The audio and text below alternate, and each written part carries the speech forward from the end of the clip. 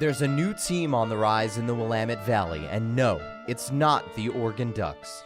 The Willamette Valley Jaguars are your local professional basketball team, competing throughout the Pacific Northwest, representing the Willamette Valley region in the Basketball League, or TBL. The Jaguars are composed of players from across the country who grind every single day to live out their dreams of playing professionally. Every Tuesday at 6 o'clock, we take you behind the scenes on the latest updates on all things Jaguars and get a first-hand account of what it takes to make it in the Basketball League. This is Jaguars Beyond the Baseline. Welcome into Jaguars Beyond the Baseline. I'm Isaac Doobie, your host, joined by three different people sort of involved in different ways with the Jaguars. We have new head coach, Coach Drake, or Bryan Fraser, however you prefer to go by, Jordan Sanders, assistant coach, and star player Jordan Robinson here on this week's edition of Jaguars Beyond the Baseline. First of all, how are you guys doing today? Great. Feeling good? Doing great. And been watching any March Madness? Absolutely, man. Watched Duke put it down this morning. The men or the women? Because I know the women beat Oregon. Yeah. I was watching the men. I haven't watched any women stuff yet. Because I think if Oregon beats Arizona tonight, they'll play Duke in the next round. I'm not sure if we'll see if I don't know if Oregon I had a chance to experience Cooper Flagg as he's coming through, EYBL Really? and stuff like that. I coached against him a couple times, and I seen that product kind of develop into what he is now. He's just the best. He's just the best. Is that at the high school level? What is Correct. EYBL? Talk about, because you started at Jam On It Basketball in the academy there. Absolutely. After that, went to Nike EYBL. What were those coaching stops like for you? Yeah, man. I started in Reno, coaching out just kind of entry level AAU stuff, the local stuff that you'll see like at, the YMCA that we partner with down in Albany. They got some lower level AAU teams, and you kind of start there as a coach just to get familiar with coaching and get familiar with dealing with parents and dealing with different personalities and different levels of basketball. Jam On It was ran by this man named Matt Williams. He just passed away recently, man. Great guy. His daughter is actually Gabby Williams that went to UConn. She's a champion. She's an elite women basketball player. Good friends with her. She plays for the Seattle Storm and stuff. So just being a part of that organization, making those connections, coaching in different gyms and going down to Vegas and beating teams that are like nationally ranked or on the circuit, which kind of introduced me to Nike EYBL, beating those circuit teams, and then going back to Sacramento, linking up with the Oakland Soldiers, which was ran by a good friend of mine that I went to college with. His name is Lauren Leith. He coaches at the University of Utah right now, second assistant. Shout out to those guys for sure. But he kind of got me involved with the Oakland Soldiers, and then my career kind of took off from there. And then I got a chance to go down to Dallas, coach Nike Pro Skills with Jeff Webster. We had 13 guys go D1 on our 17U team, and then came out to the Northwest, linked up with the Seattle Rotary with those guys down in Seattle. We had some good guys, had a good run, and then now I'm here. Yeah. Now I'm here. This is something a question I prepared, and I guess both of you guys can answer it as coaches. Sure. I'm curious, coaching is, it feels like such a, from what I hear from everybody who's in it, such a hard occupation to just get your foot in the door. I'm curious for both of you, like, what inspired you to get into coaching? Like, did someone inspire and help you get in the door? Like, what was the start like? And where was kind of the launching point for you guys as coaches? Go ahead, Coach. Yeah, I would say I was inspired to start coaching because my coaches provided a lot of stability for me, and basketball was huge for me. And I really, as I moved out of the playing part of my career, I really wanted to give back to something that had given so much to me. And so I was super passionate about it and just really into helping the kids, and then I kind of got my start just by guys that I had played for or had seen asked me to come out and coach with them, and just I was with a bunch of different AAU teams, and Coach Gower coached me the last couple years at Churchill, and then he was up in Corvallis, and that's kind of like where I got my start up there with the Crescent Valley Raiders and Eric Gower. So, yeah. Yeah. You know, for me, I think, because I've competed in, college sports and was, a big-time athlete in high school, I think coaching came from me when I couldn't compete anymore. As I got older, I had some injuries. I had broke my leg, tore my whole leg up, ACL, MCL. I had to have a micro fracture in my knee. So sports for me kind of like was taken from me just because I got injured and I was never able to get back into it at the level that I came from. So being able to compete is coaching. Being able to compete is coaching for me. So that's why I'm still coming into, like I said, 10 years of coaching now, still trying to compete at the highest level. And then I work my way up to the TBL and, potentially some G League opportunities and getting into the NBA as interns and stuff like that and being in those environments. I don't know, that's the highest level it can go. So I've always kept my level of competition kind of even keeled to where like I expect to be in the toughest environments and I want to be in those toughest environments. So that's kind of what brings out the development of my coaching. I go to coaches clinics. I call coaches all the time, get advice, just, picking people's brains, just always working on my craft. I'm curious, you credit Matt Williams and kind of giving you Absolutely. a start at Jam On It basketball. Absolutely. I'm curious, like, what traits for you developed early on there that, like, you're applying now or have developed to this point that you think really were started? What aspects of your coaching persona? I was just kind of funny thing. I just was talking about this the other day. I used to be a screamer. Like I used to be a screamer coach. Like a really loud rah-rah absolutely. Kinda. And I used to get feedback from the parents like they don't like it when you scream at them, right? Because I was just so like high strung on like intensity because like I was fresh out of competing and I'm coaching like 6th graders, 7th graders, and I'm like screaming at them like, bro, go get the ball, like.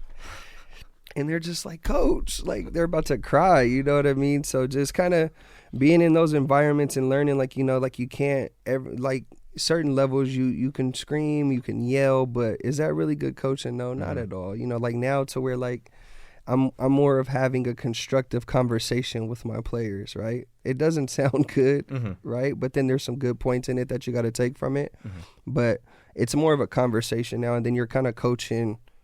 You're coaching them. You're coaching their attitudes and their feelings, their emotions, and how they're approaching the game. More so, like your emotions as a coach, right? You have to keep them in check. And I learned that just from being around good coaches. A good coach that I've been around, her name is Jane Albright down in Nevada. She was a women's coach down in Nevada at University of Reno. I had a chance to kind of be around her gym a lot coming up, and then there was somebody that I knew. Her name was Tawny Robinson. She was like a legend down in Reno as well. She was like one of the first Native American women to get drafted into the WNBA. And then she brought me into these environments to see women's coaching versus men coaching, and they're so calm, they're so chill, they're so direct, right? They're so direct to where if you bring some of that over to the men's game, it helps you execute better, right? So that's what I'm trying to instill into my guys and bring over. It's the execution part, and you can't get that across if you scream. You can't be a screamer, for sure. Interesting. I'm curious, as a coach, you kind of have to pull from a lot of different areas of, communication, kind of analyzing basketball game and figuring out people and being able to be like a psychologist, being able to read people. I'm curious, like, both of you as coaches, which aspect of coaching you think you like the most or enjoy the most or get the most out of? I think the relationship part, man. I got relationships with all my players, past, present, future players. You know what I mean? I think those relationships are what make coaching worth it. At least for me. Because I'm 33, I'm still a younger head coach, so I'm a little bit more personable with the guys, just because I understand where they're at in life. You know what I mean? I can relate. I'm super relatable. I think also being relatable to your players in a way that they understand you and can respect you, I think that's a huge thing. It's tougher for people to play with older, old-fashioned style of coaches just because the game is not in an older fashioned style anymore. There's no back to the basket guys like Jordan anymore. You know what I mean? Even though he doesn't really have to play like that, somebody would come in and just look at what he does, 16, 18 rebounds a game. Like, no, he has to be on the block. Well, nah, that's just not where he's comfortable. So having that relationship with him and figuring out where he's comfortable or where these guys will be comfortable at, I think those personable relationships is what make coaching worth it. Jordan, for you? Yeah, I would definitely say the same thing. I think it's like really rewarding to be able to like find like kids or guys that like maybe they don't have people in their ear like believing in them and like telling them that they can, and just like being that person and that role model for them. And yeah, just like I have great relationships with all of the people that I've coached, and I just really love like getting to check in on them as they move through their careers and like onto different teams, and like seeing the way that they like translate into different programs, and like watching them grow is just really, really rewarding. So love that. I'm curious, when you guys are going through a tryout process or trying out different players, you know, coming onto the team, thinking about, oh, should we recruit this player? Should we add them to our team and our dynamic? I'm curious, like, what do you guys look for in recruiting? Like, whether it's a few mental or personal traits, or it's traits in their game, like, what do you emphasize when you're recruiting players or scouting players to bring them onto a team that you're coaching? Well, you know, specifically, you know, just for Jordan, because Jordan's kind of new to this realm of basketball, this league of basketball, because it's, you know, it's still considered professional basketball, but I think each space is different. Like, I've been a part of high school recruiting, I've been a part of college recruiting, and then now I've been a part of professional recruiting. I think each level is more of a necessity, right? What do you need? It's more of like a grocery list. Like, you have to make a list out. I need a guy that can do this. I need a guy that can do that. And it kind of goes throughout all levels, from high school, college to pro. But in this TBL space specifically, you have to find guys that have the experience. I think experience is huge. I think experience is huge, you know, and the skill and the IQ and the desire, right? A lot of guys get by on passion. The passion is always good, but you get to a point to where passion kind of gets you in a position to where now your experience has to show. And I think that's where the TBL space kind of gets tough, just based off of the fact of you got to get more experienced guys that have that professional experience that can come and translate. So when you get these open tryouts, you know, you get all these type of guys that have dreams and hopes of like, yeah, I'm going to be a pro guy. But, you know, certain coaches, you know, like us, and Jordan's learning this, you know, you want the standard to be the standard, and you got to keep it like that. So I expect a high-level type of player. We're looking for high-level type of guys. You know, we can develop some guys into high-level players, but, you know, kind of hot and ready. We want a hot and ready kind of deal. Yep. For sure. You, Jordan? For me, I'd say like character is a really big thing for us. And for me, as I like look at players and evaluate them, like just people that are really like attention to detail and like focusing on the little things that like really matter, like connecting with your teammates and like uplifting the energy. And then like from there at this level, I think also like looking at like, are you fundamentally sound, and like, are you able to make the correct decisions, and like, are we finishing with our left hand, and like things like that are so, I think, underrated sometimes. As you move further into your career, you stop focusing so much on the fundamentals. But for me, I'm always kind of like thinking that basketball is basketball is basketball. So the same things I teach my high school girls, I think, are the same things that like we're focusing on at practice as well. On that note of scouting and recruiting players, I'm curious what the process was like of building the team for this year and constructing it. You know, when you came here, took over the Jaguars, obviously you talked to Marion after winning the DBL Summer League Grand Prize. He called you up. He said, yes, sir. Hey, I want you to come coach my team out here in Oregon. I'm curious, like, what were your first impressions, your first thoughts, seeing a team that didn't win a game last year, had some coaching mishaps, you know, throughout the season, some coaching movement. Sure. A lot of player movement, and like what your initial thoughts were and what that process was like of building this team this year. Yeah, no, I think the foundation that Marion has set for his team is pretty good.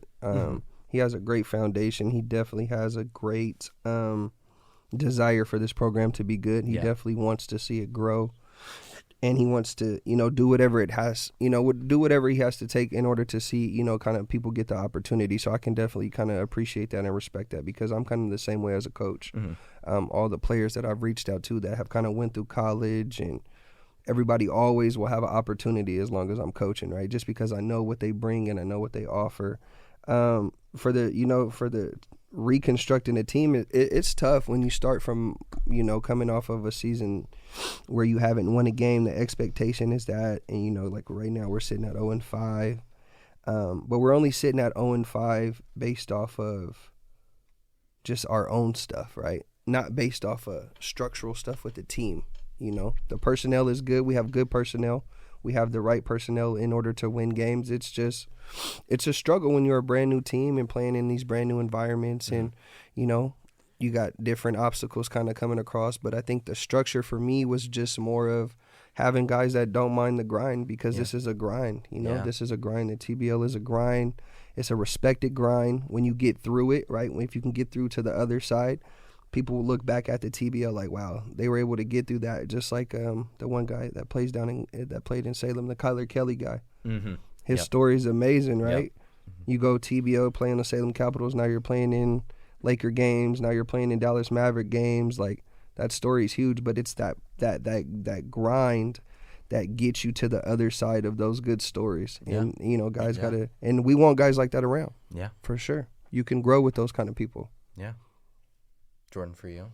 Yeah, I would second what he said. Like, Marion puts a lot of heart into everything that he does, and you can see that with Coach Chris, too, Marion's brother at CA2. Like, I think that they just carry so much love that they create environments that people want to be a part of, and I have a lot of faith in that. I was really excited to kind of step in again this season. And I think it's tough because we're bringing guys from all over the place and a ton of different backgrounds, and like asking them to be on the same page so quickly. And we're at a disadvantage because we really only have one returner on our team in Josh Jones. And so like asking these guys to come to a new place and a new environment and step in with a new coach and a new system. I think it's going to take time, but I agree. I think we have the right guys, and like we're really coming together, I think. So, yeah. We're going to step aside here on Jags Beyond the Baseline, but don't go anywhere. We got much more for you here on KWVA 88.1 FM and KOCR 91.5.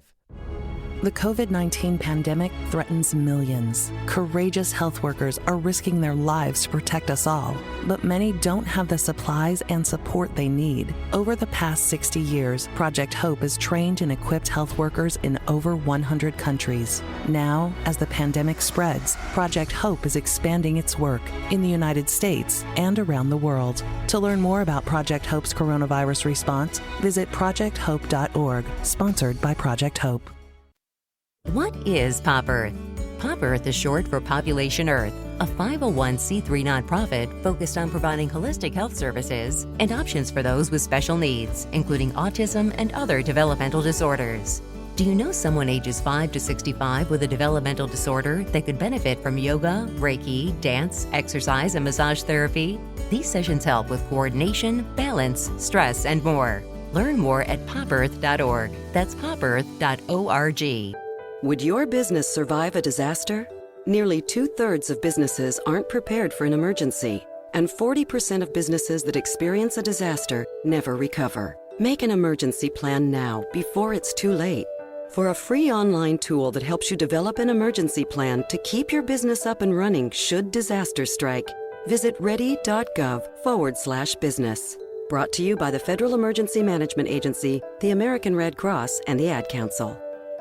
I'm Robin Roberts. As a news anchor, I ask tough questions of athletes, business leaders, even the president. So here's a question for you. If you had the power to save a life, would you? I have a chance to survive because my big sister answered yes to being my marrow donor. You can go to BeTheMatch.org and offer a cure to someone with a disease like leukemia. So, what will your answer be? Go to BeTheMatch.org. Hey, this is Joey Mack, former sports director and current Oregon Sports Network broadcaster. You're listening to KOCR 91.5 FM and KWVA Eugene 88.1 FM.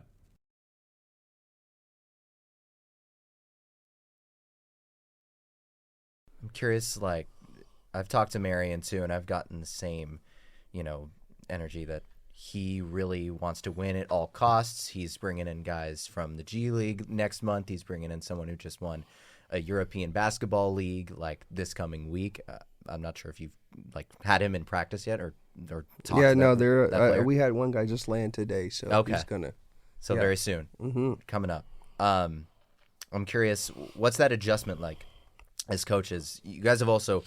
The Jaguars have been releasing, a couple weeks ago, released 4 players, before that, a couple more releases. And I'm curious, as coaches, in getting your team ready so quickly with these new lineups and these new rosters, what is that adjustment like? And what does it force you guys to do as coaches in a strategical and emotional and mental strategy in your guys' game on your team? Yeah, it's one of those mindsets. Just because a good mentor of mine is Bobby Jackson.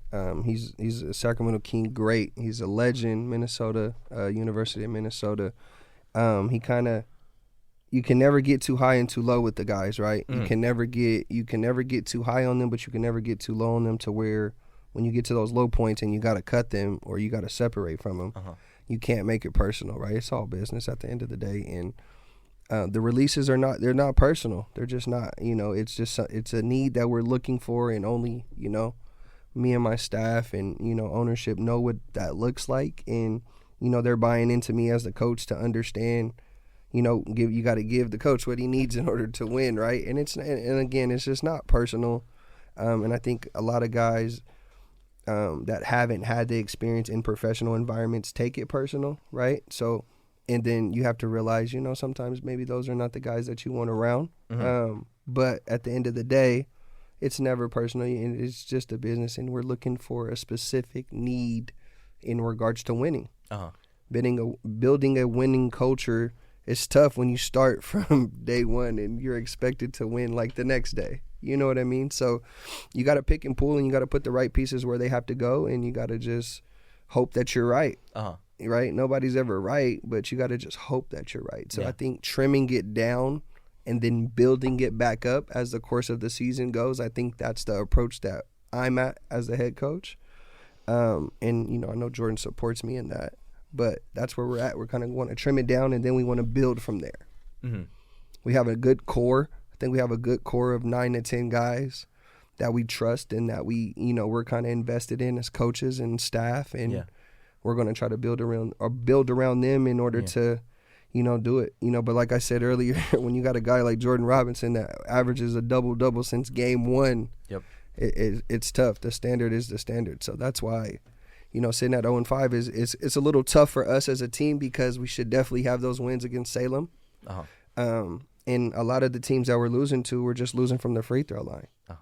So getting more free throw, absolutely. Free throw free throw line, Yeah, I would say for me, it's tough because when you coach someone, you really invest in them, and then when they leave, it's hard to see them go, I think. But it's never, like you said, it's never personal, and you support them from afar, of course.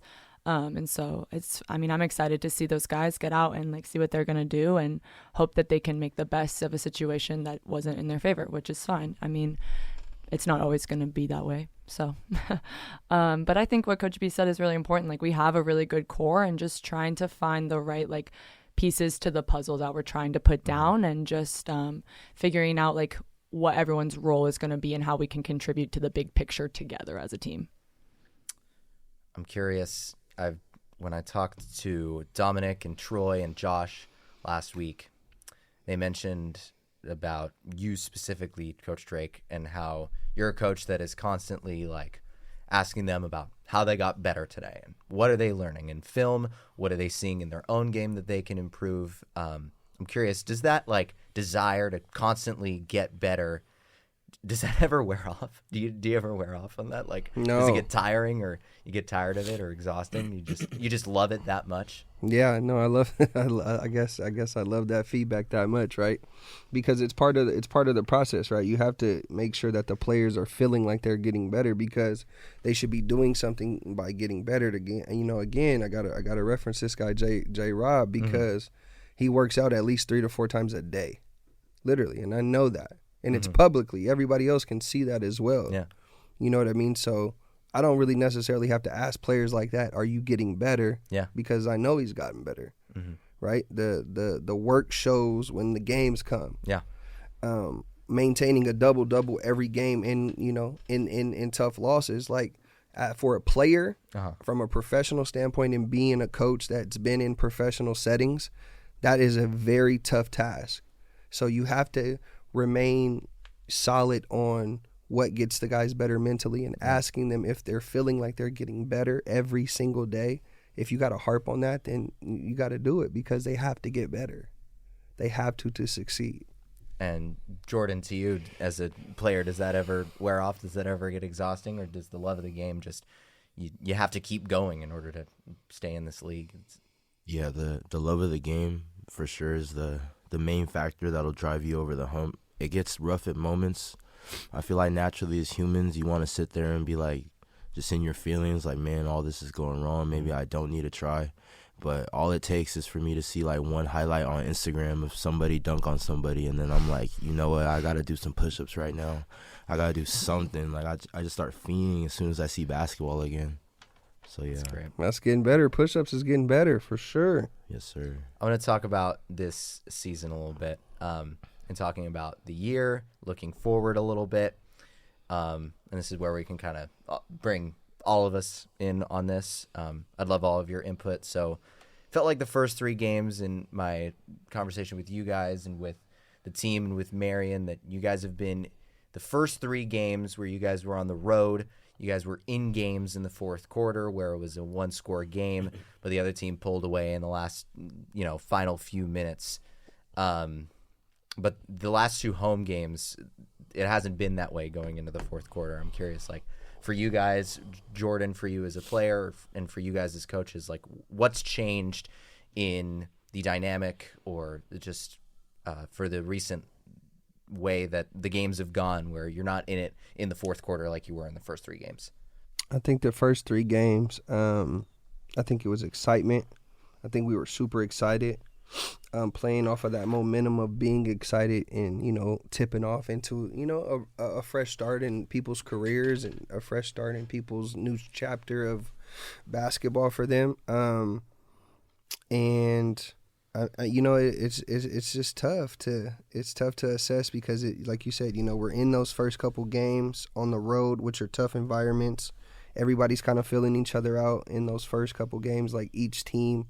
But I just think the camaraderie of it, kind of goes in and out, right? It's an in and out kind of camaraderie thing. Some guys compete, some guys, compete at different times of the game. And that's why we're trying to fine tune this thing to where we can all compete for 4 quarters and put together a complete game. We have a great first half. We're a great first half team, but we definitely do struggle in the second half. We struggle big time in the second half. And then again, I hate to say it, but the referees are just not big fans of us. And we gotta play through those adversities. But again, I think we've shown great ability in those first few games that we can be a team that can come into your gym and really beat you. If we're really dialed in, 4 quarters of play, 4 quarters of high level play on offense and defense, executing our things, I think we're a team that will, send you home on a bad night for sure. Yeah, I'd say I just think like maybe the honeymoon phase wore off a little bit, and like we're really trying to like change habits here and like the way that they default to what they do in the game, and so that's obviously going to take a lot of time. And so I think if you subtract like the extra energy and like nervousness that came with the first 3 games of like being in a new environment with a new coach, And then you compound that with like trying to figure out everyone getting on the same page of what we're trying to do. I think that's what's the difference between the first 3 games and the last 2. But I agree. I think you've seen our team come together a lot in the last 5 games. And like, I think we've seen them emotionally invest in each other a lot more. And so we're seeing guys make better choices and kind of like pick each other up a little bit better. So. Yeah, to piggyback off of what the coaches said, I definitely think it's the excitement. And just like people are getting asked new roles. Like we got a lot of really great players, and in our own hometowns, I'm sure we were all the guy. And then now we're all in one space together, and it's not necessarily one guy anymore. It has to just be we all got to come together and compete. So yeah, it's just a new environment, but we're definitely getting it together. You guys have the Jaguars have, since last year, really picked up the rebounds.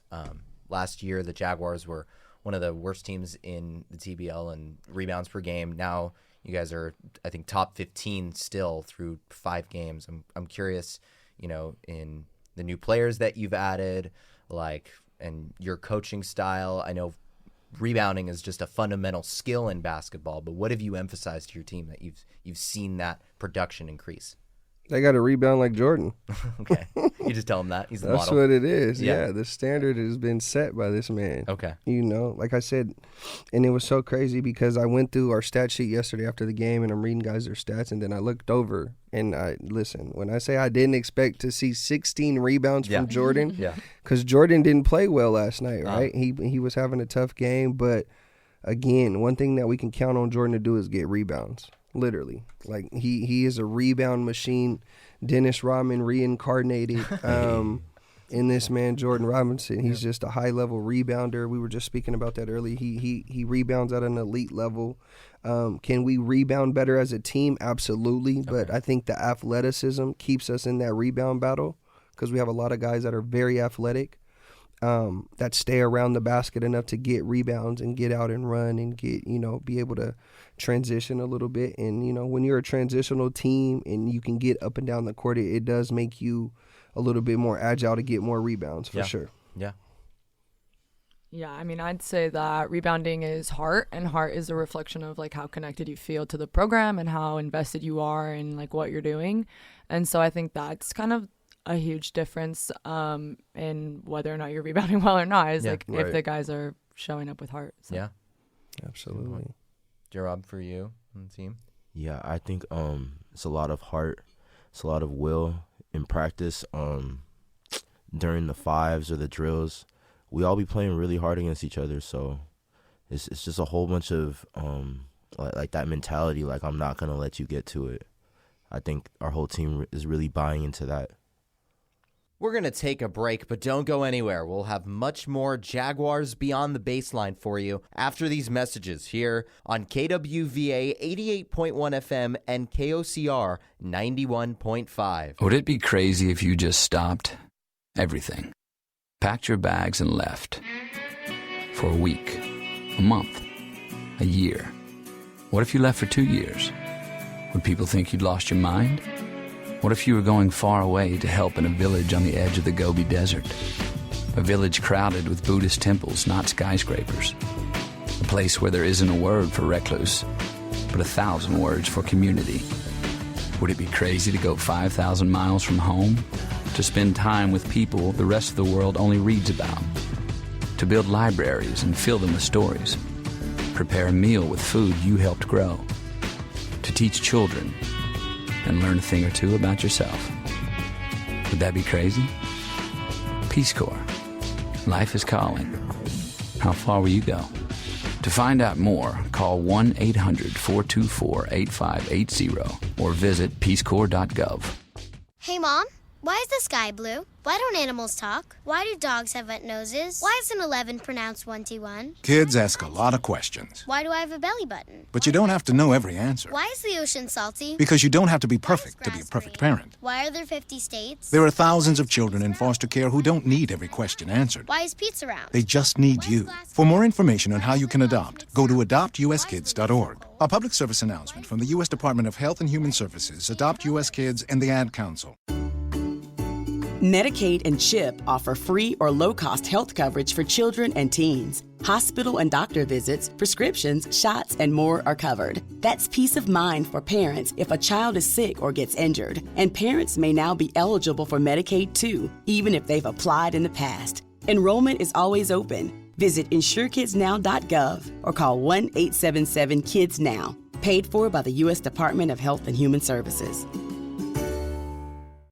Ranger Station, Ranger speaking. Yeah, hi. I'd like to report a bear sighting. Location? In the woods, just outside of town. Oh, not surprising. You've got your home. Bears have theirs. Yeah, but see, this wasn't just any bear. This bear was wearing jeans and a hat, as in a Smokey Bear. Jeans and a hat. That's definitely Smokey. What exactly did he have to say? Well, we were about to head home, after having a bonfire. Oh, I can guess where this is going. Right. See, Smokey told me the fire wasn't actually out. He said if it's too hot to touch, it's too hot to leave. That's true. Did you know that 9 out of 10 wildfires are caused by humans? That means 9 out of 10 wildfires can be prevented. Wow, no kidding? I'm a forest ranger. We never kid. Sorry. that was a joke. Oh. If you see someone in danger of starting a wildfire, step in and make a difference, because 9 out of 10 wildfires are caused by humans. Brought to you by Smokey Bear, the U.S. Forest Service, your state forester, and the Ad Council. Learn more at smokeybear.com. Only you can prevent wildfires. Hi, this is Jerry Allen, and you're listening to the Oregon Ducks on KWVA 88.1. And KOCR Oak Ridge 91.5 FM. It's a good transition into talking about you, Jordan, as a player. You've come into the TBL. Have you played in the TBL before? No. Since it's into this season. So you came out of nowhere. You average a double-double. You're a defensive monster, grabbing like over 3 steals a game. How'd you end up here on the Jags? Shout out my homie Joshua Jones. Okay. We played travel ball when we were really young, like I think from the age like 8 to like 12, 13. Mm-hmm. So his father is really good friends with my father, so the conversation just sparked up, and eventually Josh talked to the coaches, and by the grace of God, I made my way here. Mm-hmm. It feels like when you are down low, you're, underneath the basket, you're just going to keep battling, keep fighting. I'm curious, like, who taught you that? Like, where did you learn to just, like, have that heart and that mentality that you're going to fight for every single rebound, every single minute? Like, where was that? Who inspired you to do that? Who taught you to do that? Yeah, I'll have to credit 2 people. I'll credit my dad, number one, mm-hmm. because he put me in an organization, Lakewood Hoops, Lakewood, California, and I was hooping with people like 5-6 years older than me, and we're doing these rebounding drills, and I remember I couldn't get anything. Like, I'm getting beat up. So like I remember I was hooping with them for like a year and a half, and just eventually I just got good at it. So shout out my dad and Coach Ace. Yeah, Coach AC, that's his name. Gotcha. Yeah. All right. Another player that's been really great for you guys in the post is Ryan Boyce, who's just only played in 3 games for you guys, but has really come onto the scene. He's been just in his short time with you guys, already second on the team in rebounding. Mm-hmm. He's a great rim protector. What's he like as a player and playing with him in the locker room? Like, what's he bring to your guys' team? Yeah, no, man. Ryan is a high level talent. I came upon Ryan from the Tampa Bay Titans, another team in the TBO. Reached out to the owner, Byron Johnson. Man, great guy over there. They got a great organization. But staying connected within the TBO, you have those high level conversations about guys that deserve a shot. And Ryan was one of those guys that, Tampa Bay didn't properly have the right space for him, but he deserves a shot in the TBO. He belongs to play on this platform. He went to the University of Memphis, played for Penny Hardaway, won a state championship with Penny Hardaway in high school. So he was definitely one of those talents that is just a high level guy, high level motor, great IQ, battling through some injury right now. So he's probably not playing at his full 100% potential, but even, playing on a motor of 60%, 60% or below at times, and still being able to go out there, contribute where he can, it speaks a lot to his talent. But Ryan is a very respectable young man, from Memphis. Comes from a great family, great culture to himself. He really works hard. He's really in the gym all the time. He's another one of those guys that you ask him, hey, did you get better today? He's like, yes, but I can be a little bit more better. So I love talking to Ryan, love what Ryan does.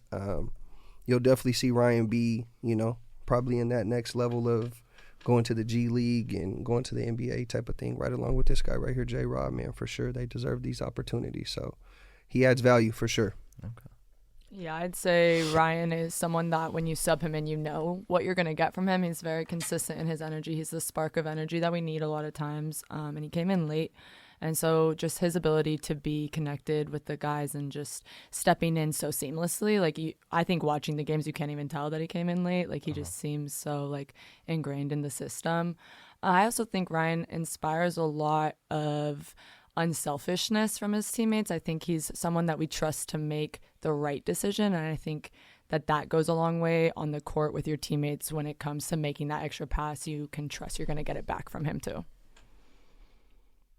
Yeah, I love hooping alongside with Ryan. He's a great athlete. I remember the first day he came in, we were doing 3-on-2, 2-on-1, and I seen him catch one dunk, and I was like, all right, yup, I'm gonna love hooping alongside him. He has a great motor, and y'all see the greatness on the court, but off court, he's a great dude as well. He's funny, he's respectable, and yeah, just love being around him. That's my guy. Coach, when you and I have talked on the side a little bit before games, you highlight Joshua Jones and kind of him stepping up into a role where he's going to need to have a big game in order for you guys to succeed. I'm curious what he brings to your team, why you kind of talk about that and talk about hold him in that regard. Yeah, no, for sure. Josh was here before us. So, Josh was a part of this Emerald City Jaguar kind of expansion, and then coming into the Willamette Valley Jaguars. Josh, I as a head coach, you have to give certain guys the respect and the autonomy of respecting who they are as people and respecting what they've done, right? It's not easy to ask a guy to come back off of 0-24 and be a part of it, and then now we're coming into the season 0-5, right? So last night Josh had a great game. I think Josh had 17 points. 5 rebounds, you know what I mean? 2 blocks. He really fulfilled his duty of contribution last night. And it's just been I know it's been tough for Josh, right? I know it's been tough for him just based off of, like I said, returning from a winless season and then kind of struggling with some wins that you should have had, and then now we're losing the game from the free throw line. It's just tough for him to be a part of that. But I know, just based off of knowing who Josh is as an individual, man, he's a high character guy, super high character guy. He cares a lot about the game. He cares a lot about what he does and how he contributes to the team. He's just a great individual that you need to have on your team.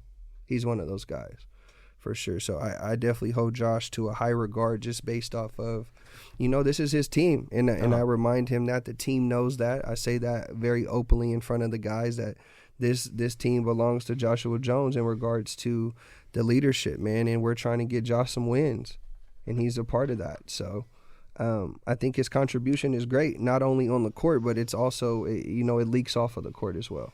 To you, Jordans,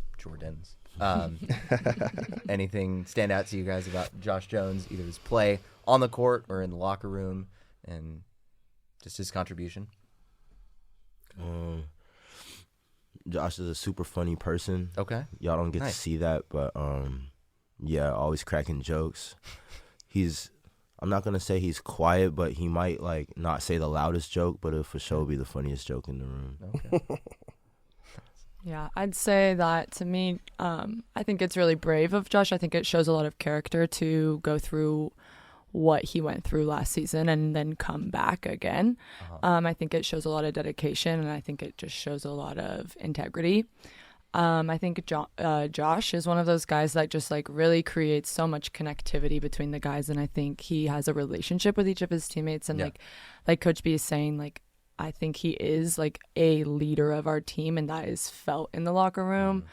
And I think the guys can feel that. I mean, you see him rebounding for his teammates. You see him driving guys places. You see him putting in extra investments into the guys around him. And I just think that's so important. Yeah, but you know my motto, man. It can always be more. Uh-huh. It can always be more, for sure. We'll take a short intermission here on Jaguars Beyond the Baseline, and you're listening to KWVA 88.1 FM and KOCR 91.5. Our veterans risked it all to protect our freedom. One of the best ways to say thank you is to volunteer to support them. At a time in history where kindness is a virtue, volunteering means a lot.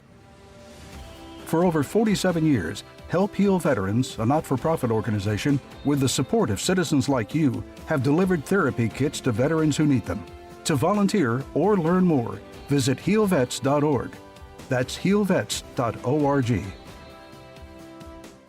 There's a place to share the joy of your team winning it all, and a place to share a laugh about skiing and taking a fall. There's a place to share photos of pets, or singing in the choir, or the time you ate a pepper and your mouth was on fire. But we could all be better at sharing how we're feeling inside. 76% of employees have struggled with at least one issue that affected their mental health. When you share, you're not alone. Ask about your company's emotional health benefits. Visit heart.org/sharing. Brought to you by the American Heart Association. America, your children have an amazing superpower. That's right. They can help save lives by simply washing their hands. Just 20 seconds of thorough hand washing after they've coughed or sneezed or been outside can help fight against the dastardly spread of germs. Armed with only soap and water and hands, your superhero can protect you, your family, and everyone out there in America land.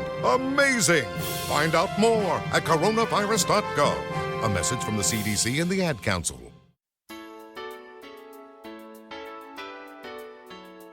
Right now, only half of Oregon third graders are reading at grade level. Smart Reading is a children's literacy nonprofit committed to ensuring that all Oregon children can realize their full potential through reading. We pair kids with community volunteers for weekly one-on-one reading sessions so kids can build confidence, literacy skills, and a love of reading. Learn more about how you can get involved at smartreading.org or call 877-598-4633.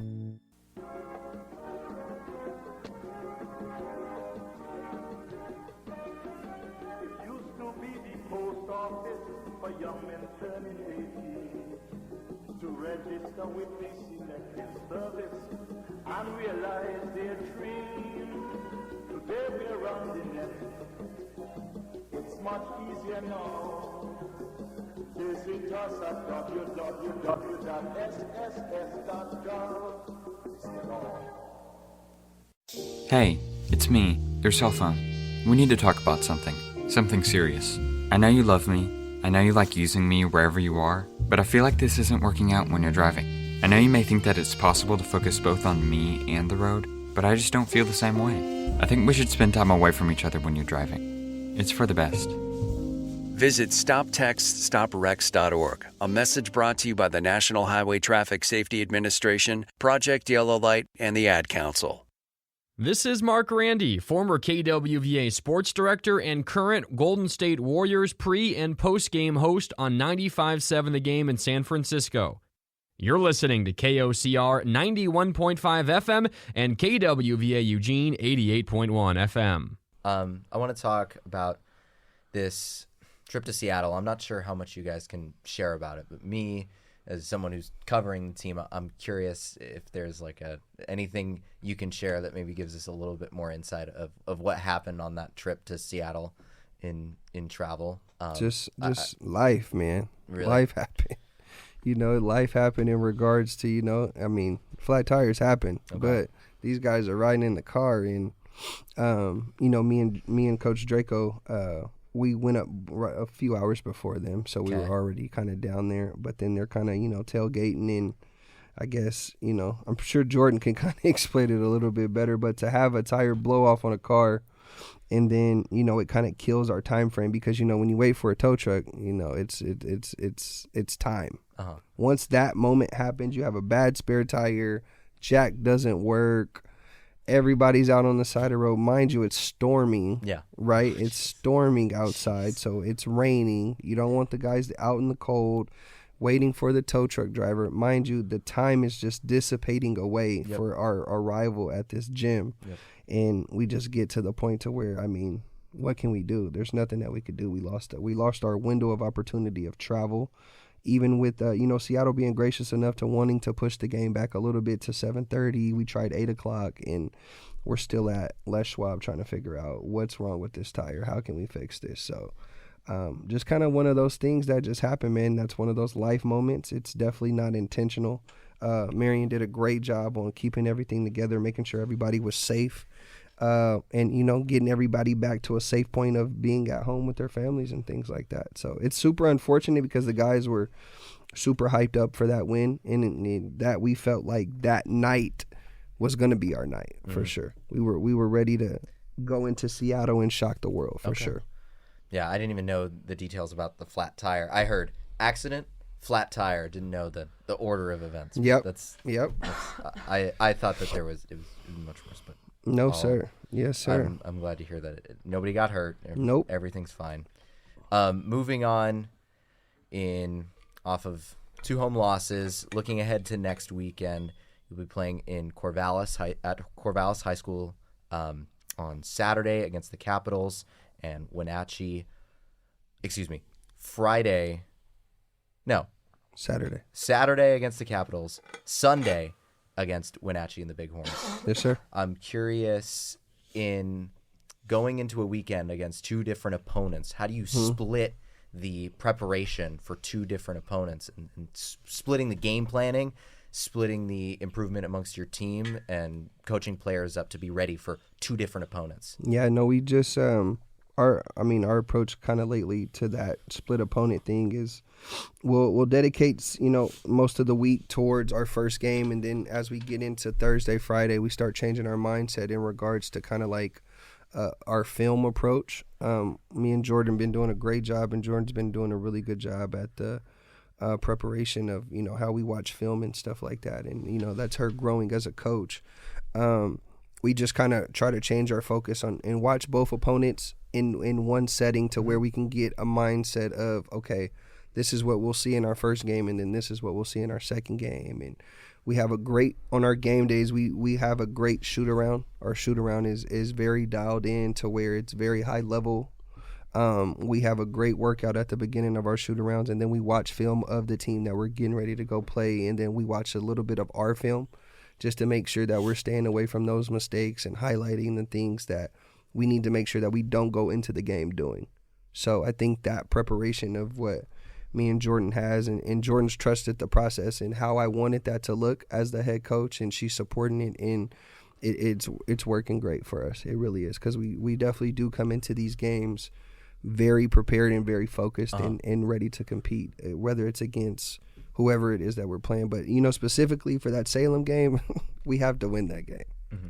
I'm tired of playing Salem and losing from the free throw line. Yeah, you know that team pretty well. Absolutely. Absolutely. The Wenatchee game, I'm excited for that game because Wenatchee's been playing well. They're 3-3 right now. They actually just beat Seattle the other day. Okay.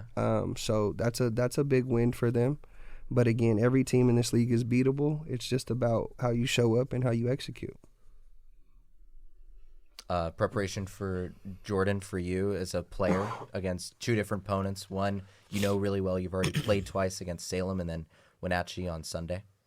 Yeah, coming into this week for preparation, we're going to be watching film. I know in my personal time I'm going to be watching film of our games against them and their games against other people, just to see like what mistakes I made, how I can be better. But as a team standpoint, I feel like besides watching film, we're really going to buy into working on our own games and working on the things that we need to fix throughout the games, because yes, we are playing against some great teams, but I feel like a big battle is we be playing against ourselves. So we're going to get through that. That's huge. What do you think, to get over the hump against Salem, what do you think your team needs to do? Have you been emphasizing anything this week to your team in order to get that win on the third try? Yeah, man, we got to keep them off the free throw line. We got to just keep them out of the paint, eliminate their paint touches, but they shoot the ball really well from 3. I know Zay Gentry and I think they call him Swaggy P. Is that the kid's name? Preston Winfield. There you go. That guy. They shoot the ball really well. You know, you got to give credit. Yeah, you got to give credit where credit is due, man. You know, but I think we have enough mental Rolodex to come into this game and eliminate the things that we've done wrong in the last few, for sure. Anything exciting about playing in Corvallis at Corvallis High School? Yeah, no, we're excited about that community, man. That community, I think they're excited for us to be there, and we're excited to be there as well. That'll be our home game stretch of games where we get to kind of embrace that community down there, being in Corvallis and Crescent Valley and stuff like that, kind of in one space. And we practice in Albany and things like that. So it's like from Albany all the way down to Corvallis, I think they're really getting excited for who we are. We have a youth camp starting tomorrow at the YMCA that we're going to be putting on for the kids for spring break. So that gets the kids excited to working with us and coming out to the games on the weekend, during spring break. So we're definitely excited for them, and I think they're excited for us as well. And we're ready to just embrace that environment for sure. Talk about that event a little bit. Is that with the players and with coaches, or is that's with the entire team? Basically? Yeah, we're gonna kind of split it up to where we want it more player based focus with the kids. That player engagement with the community, with the youth and things like that. We want to definitely shadow that for those guys and just kind of be there as a support and kind of keep it structured and things like that as coaches. But it's really about these guys connecting with the kids and connecting with the community and, them seeing and looking up to these guys like, wow, you're huge and you dunk and you do this and, getting those guys excited about, man, maybe this can be me one day. So that's what all this is about. And it makes those guys feel good as players, you know what I mean? Because they get reminded that they were in that spot and now they're in this spot. So, dreams do come true at some point. All right. Well, next two games will be at Corvallis High School next weekend. Saturday at 6 o'clock against the Salem Capitals, and then Sunday against the Wenatchee Bighorns. That one at 4 o'clock at Corvallis High School. Thanks, everybody, for coming on, for joining the podcast. Really appreciate all your time. Thanks, my man. It was good. It was good. It was a good time. This has been Jaguars Beyond the Baseline with Coach Drake, Jordan Sanders, Jordan Robinson. I'm Isaac Doobie here on Jaguars Beyond the Baseline, signing off here on KWVA 88.1 and KOCR Oak Ridge 91.5. Thanks for tuning in to this week's edition of Jaguars Beyond the Baseline. If you want to find out more about the Jaguars, you can go to their website at wvjags.com or follow them on Instagram at wvjags. Come hang out next Tuesday at 6 o'clock for another episode of Jags Beyond the Baseline. I'm Isaac Doobie signing off on KWVA 88.1 FM and KOCR Oak Ridge 91.5. And now to your regularly scheduled programming. Hey, it's me, your cell phone. We need to talk about something serious. I know you love me. I know you like using me wherever you are, but I feel like this isn't working out when you're driving. I know you may think that it's possible to focus both on me and the road, but I just don't feel the same way. I think we should spend time away from each other when you're driving. It's for the best. Visit StopTextStopWrecks.org, a message brought to you by the National Highway Traffic Safety Administration, Project Yellow Light, and the Ad Council. Wake up and text. Text and eat. Text and meet up with a friend you haven't seen in forever. Hi. Oh, hey. Text and complain that they're on their phone the whole time. Text and listen to them complain that you're on your phone the whole time. Text and whatever. But when you get behind the wheel, give your phone to a passenger. Put it in the glove box. Just don't text and drive. Visit StopTextStopWrecks.org. A message from NHTSA and the Ad Council. Okay, kids, Dad's gonna teach you how to dance. First, spread your feet apart. Then, pump your knee. Dance like a dad. It's a great way to make a moment with your kids. Visit fatherhood.gov. Brought to you by the U.S. Department of Health and Human Services and the Ad Council. Dance like a dad. It's a great way to make a moment with your kids. First, I hold my hands out like they're on a steering wheel. Then I look over my shoulder. Next, I put it in reverse. Visit fatherhood.gov. Brought to you by the U.S. Department of Health and Human Services and the Ad Council. Adopt U.S. Kids presents What to Expect When You're Expecting a Teenager. Learning the lingo. Jelly. Jelly adjective. Jelly is a shorter, better way to say jealous. As in, Chloe, I am like so jelly of your unicorn phone case.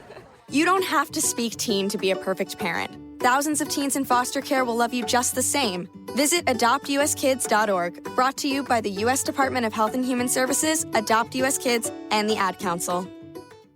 America, your children have an amazing superpower. That's right. They can help save lives by simply washing their hands. Just 20 seconds of thorough hand washing after they've coughed or sneezed or been outside can help fight against the dastardly spread of germs. Armed with only soap and water and hands, your superhero can protect you, your family, and everyone out there in America land. Amazing! Find out more at coronavirus.gov. A message from the CDC and the Ad Council.